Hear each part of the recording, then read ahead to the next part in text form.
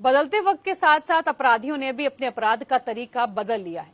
पहले के समय में घोड़े पर सवार होकर डाकू आते थे और घर की जेवर नकदी लूट कर चले जाते थे, लेकिन समय के साथ अपराधियों ने नया तरीका इजाद कर लिया है।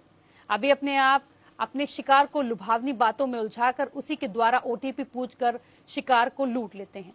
जब तक लूटे हुए व्यक्ति को इस बात का एहसास होता है, तब तक ये अपराधी किसी और को चूना लगा चुके होते हैं। हम बात कर रहे हैं साइबर क्राइम की। जी हाँ, साइबर क्राइम में शिकारी पहले तो अपने शिकार के बारे में सब कुछ पड़ताल करता है, फिर ओटीपी द्वारा साइबर क्राइम को अंजाम देता है। इसी पर कानपुर में हमारे संवाददाता आलोक शर्मा ने कानपुर की एडीसीपी अंजलि विश्वकर्मा से साइबर क्राइम को लेकर बातचीत की। क्या कुछ कहा, सुनिए। डकैती डालते थे, लेकिन जैसे जैसे समय बदला, अपराध का तरीका बदला। नया जो जमाना है वो है साइबर क्राइम का।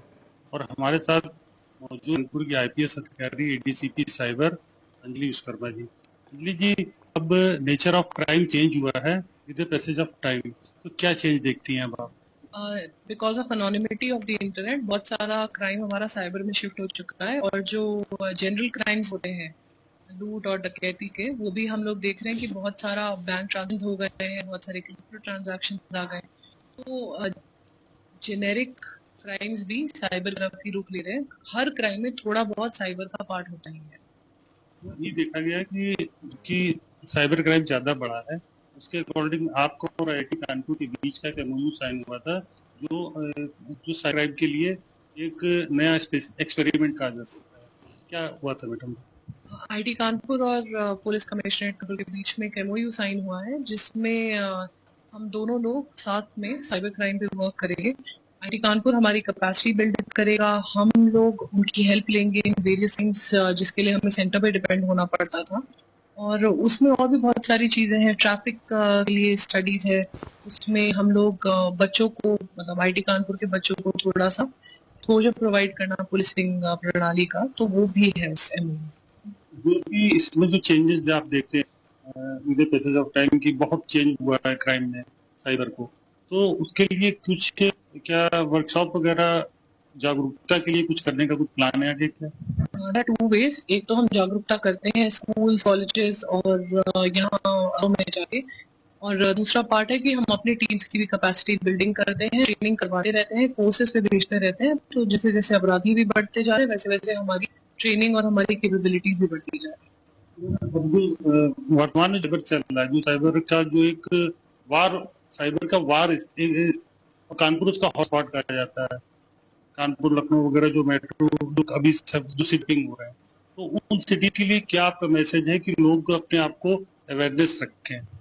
देखिए, अवेयरनेस के अभियान चलते रहते हैं, थोड़ा सा कॉमन सेंसिकल अप्रोच हमें चाहिए। ओटीपी चाहे जो भी, वो शेयर करना ही नहीं है जब तक मतलब एकदम लेजिट बैंक में जाके और वहां पे रजिस्टर्ड मोबाइल पे आ रहा है। अपने बैंक से एसोसिएटेड मोबाइल नंबर और जो लॉगिन आप फेसबुक और व्हाट्सएप और इन जगह अमेज़न पे करते हैं, वो नंबर्स अलग रखिए। तो ओटीपी भेज वो क्या कर लेगा, वो आपके बैंक अकाउंट से लिंक तो होगा नहीं। और सतर्कता रखिए। पेरेंट्स को यही बोला जा रहा है कि अपने बच्चों को अपना मोबाइल ना दिया करिए जिसमें आपकी यूपीआई ऐप्स हैं। गेम खेल के अगर उस फोन पे कुछ गड़बड़ी कर देता है, एटलीस्ट आपका मोबाइल सैनिटाइज रहेगा। छोटी छोटी चीजों से ही हम बड़ा प्रभाव।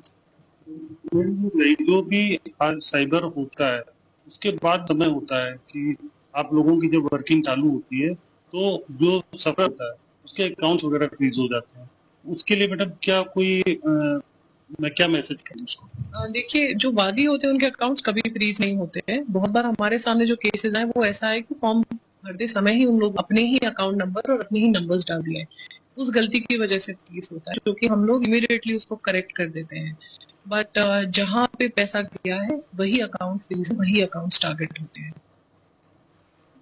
जैसा कि आपने देखा, बताया न्यूज पर कि अकाउंट्स अगर अपना है, रखना है उसको, तो अपने जो बच्चों को इससे थोड़ा दूरी पर रखें, ओटीपी किसी को शेयर ना करें। और कानपुर का जो साइबर पुलिस है वो आपके साथ हर समय हर मौके पर मौजूद है। कैमरामैन विष्णु राठौर के साथ आलोक शर्मा, न्यूज प्लस कानपुर।